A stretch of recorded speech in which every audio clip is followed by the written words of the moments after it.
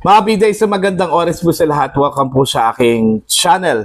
Nako po, eto na naman po si Vice President Sara Duterte po, mga kabida, muling hinamon itong si Pangulong Ferdinand Bongbong Marcos, na sumailalim po sa drug test, mga kabida, ito po ay bunso doon ho sa naging akusasyon ng kanyang kapatid na si Senator Amy Marcos po, na gumagamit itong si Pangulong Marcos po ng illegal na droga, mga kabida. Okay? Ito po ay kumpirmasyon doon po sa mga haka-haka po, na ang Pangulo ay lulungho sa illegal na droga, mga kabida. Simula doon ho sa naging akusasyon ng dating Pangulong Rodrigo Duterte hanggat kumalat po ito. Meron pong nagbigay po ng testimonya po, mga kabida, may personal knowledge, katulad na lang po, mga kabida, ni Cathy Binag, at iba pa po, yung ginawa po ni Senator Amy Marcos, kumpirmasyon po yon sa mga bulong-bulungan po, mga kabida, na ang Pangulo daw ay lulong po sa illegal na droga. Kaya muling iginiit po, ng Vice Presidente, na kailangan hong sumailalim po, sa drug test ang Pangulo, mga kabida, po, para po mapatunayan na ang Pangulo po ng Pilipinas ay malinis po at hindi po adik, mga kabida. Mahirap kasi pag ang leader po ng bansa ay lulong sa droga, delikado po yun, lalong-lalo na po sa decision making po, mga kabida. Eto, babasahin ko lang po, ito pong post po ng News 5, 1 hour ago lang po ito, mga kabida. Ang sabi po dito, hindi ka pwedeng humindi. Ito, galit na po. Ito kung si Vice President Sara Duterte po, mga kabida. Okay?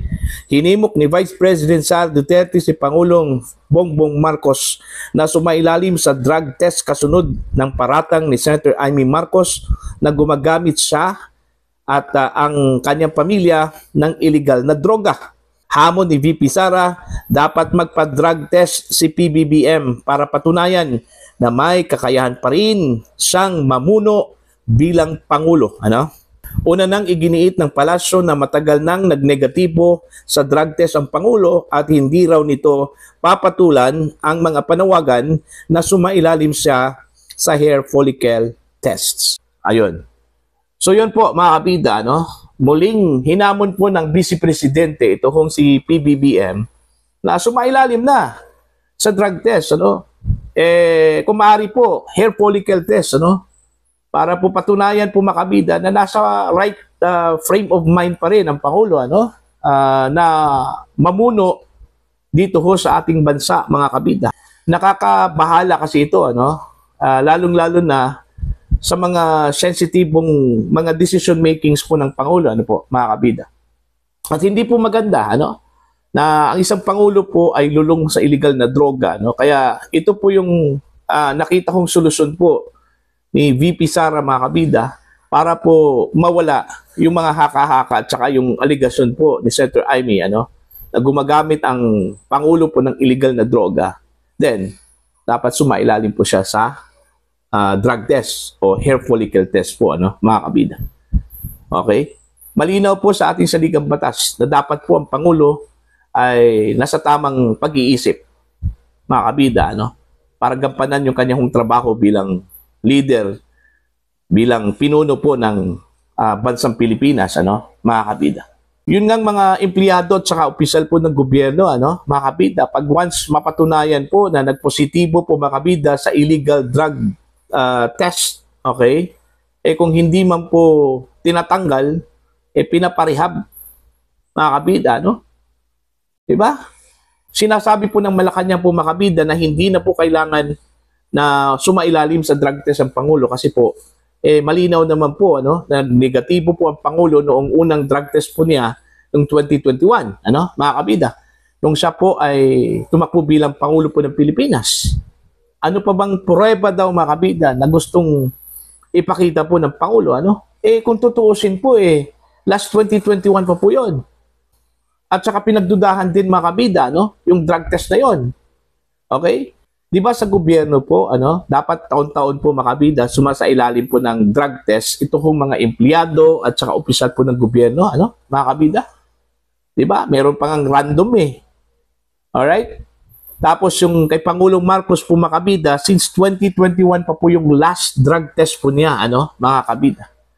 So, nararapat lang po, na dapat magpa-drug test po ang Pangulo ngayon considering meron pong mga aligasyon laban po sa kanya, Tama po si VP Sara, okay? Para po mapatunayan po mga kabida na nasa state of right mind pa rin ang Pangulo, sa kanyang mga decision makings, dapat ipakita po sa publiko po mga kabida na fit pa rin ang Pangulo to serve. Alright? Sa pamamagitan po ng pagsasailalim po mga kabida nitong hair follicle test. Hair follicle test lang po ang gusto po ng tao po, na dapat sumailalim po ang Pangulo po mga kabida, hindi po yung iba pang mga test.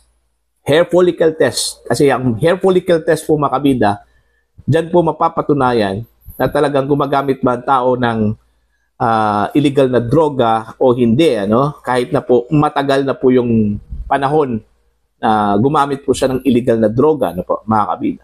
Hindi po yung simpleng drug test lang po, mga kabida. Yung urine test na ginagamit po nila, po, Okay? So, kung ayaw ho ng Pangulo, wala ho tayong magawa. Pero hindi po maiiwasan po ng Pangulo, mga kabida, at makukontrol yung pagdududa ho ng taong bayan laban sa kanya. Okay? At maging ito hong mga investors, mga negosyante, Kasi dito ho sa ginawa po ni Senator Amy Marcos, very damaging po ito, mga kabida, hindi lang po sa pagkatao po ng Pangulo, kundi sa buong bansa, sa Pilipinas, mga kabida. Okay? Nawawalan na po ng kumpiyansa po ang mga negosyante na mag-invest dito dahil duda ho sila mga kabida kung fit pa ba ang Pangulo, okay, sa kanya hong panunungkulan bilang presidente po ng Pilipinas.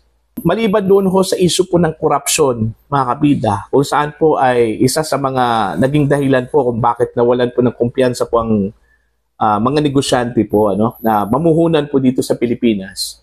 Mas dumagdag ito hong aligasyon, na gumagamit ng illegal na droga si Presidente Ferdinand Bongbong Marcos. Mas lalong lumugmok po mga kabida, ang bansa, okay, dito sa skandalo na ito, po. So ito, once and for all, okay, ito na po yung pagkakataon po ni Pangulong Ferdinand Bongbong Marcos, na ipakita po niya sa publiko kung totoo man po wala ko siyang itinago po mga kabida, Hindi po siya addict, hindi po siya gumagamit po ng illegal na droga. Pagkakataon na po ito para ipamukha po mga kabida sa mga nag-akusa sa kanya, lalong-lalo na po sa kanyang kapatid, na wala ho siyang masamang ginawa. Okay? Hindi po siya gumagamit ng illegal na droga, mga kabida. Alam nyo, vindication ito, mga kabida, kung sakali hong mapatunayan po na negatibo po ang Pangulo sa illegal drugs, through hair follicle test, mga kabida. Bakit ayaw hong kagatin po ng Pangulo ito?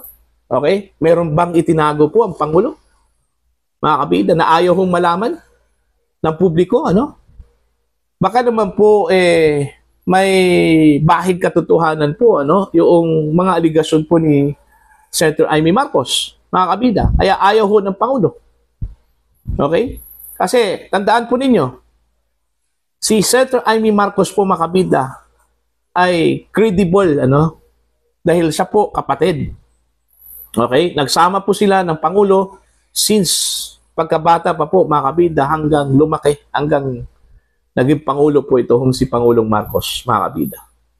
So, wala hong pwedeng mag-refute doon ho sa kanyang mga aligasyon outside the family, mga kabida. Okay? Hindi po pwedeng si Undersecretary Claire Castro ang magsabi na nagsinungaling ito hong si Senator Amy Marcos. Hindi totoo na nagdodroga ang Pangulo. Hindi po si Boying Rimulya ang magsasabi ng ganyan. At lalong-lalo na po, hindi po si Senator Ping Lacson ang magsasabi na hindi po nagdodroga ang Pangulo po ng Pilipinas, mga kabida. Okay? Credibility-wise, mas credible ito hong si Senator Amy Marcos. Kaya, since credible po, mga kabida, ito hong si Senator Amy Marcos, dapat patunayan po ng Pangulo, na kahit kapatid ko siya, kahit nagkasama po sila simula nung pagkabata pa nila, mga kabida, hanggang sila po ay lumaki. Ano? Hindi po lahat ng pagkakataon po na may alam ito kung si Senator Amy Marcos. Okay? Yun yung dapat patunayan po ng Pangulong, mga kabida, na hindi po lahat ng pagkakataon nagsama po sila ni President Bongbong Marcos at hindi po totoo na siya po ay gumagamit ng illegal na droga. Ganun lang po yun kasimple po, ano, mga kabida. Kung wala pong itinatago ang Pangulo, ano? Kaya nga marami hong nagdududa po, ano, mga kabida, bakit ho ayaw hong kagatin po ng Pangulo ito pong mga challenge po laban sa kanya, ano, mga kabida. Marami na hong humamon sa kanya eh. Una, si Pangulong Rodrigo Roa Duterte. Pangalawa, si Sebastian Duterte. Yung mga Dutertes po, mga kabida, no? Pangatlo po, yung grupo po ng mga operators, transport operators po mula Mindanao, ano, mga kabida, na nasa 1 million daw yung kanilang membership po, ano, mga kabida. Hindi rin kinagat po ng Pangulo despite na nagpadala na po sila ng sulat, ano, kay Pangulong Ferdinand Bongbong Marcos po, mga kabida. Okay? O, eto, si Amy Marcos. Okay? Hamon po ngayon ni Vice President Sara Duterte, mga kabida, sumailalim na po dapat ang Pangulo sa hair follicle test. Pero parang ayaw ata, ano, mga kabida. Hindi daw nila i-dignify ito kung hamon laban ho sa Pangulo. Okay?